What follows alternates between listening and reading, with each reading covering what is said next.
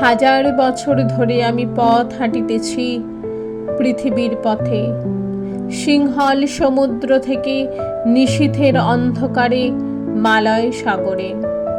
অনেক ঘুরেছি আমি বিম্বিসার অশোকের ধূসর জগতে।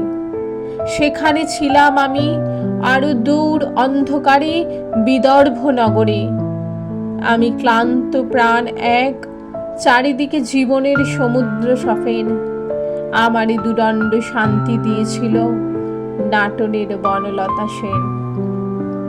চুল তার কবেকার অন্ধকার বিদিশার নিশা, মুখ তার শ্রাবস্তির কারুকার্য।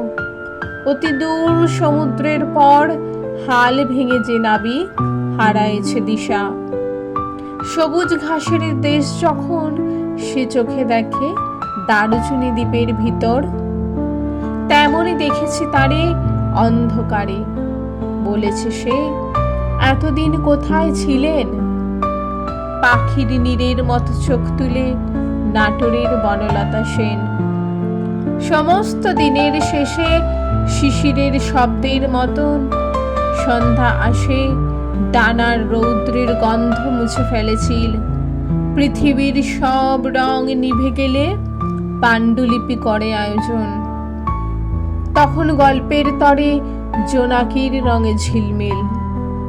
সব পাখি আসে, সব নদী ফুরায়, এই জীবনের সব লেনদেন। থাকে শুধু অন্ধকার, মুখোমুখি বসিবার বনলতা সেন।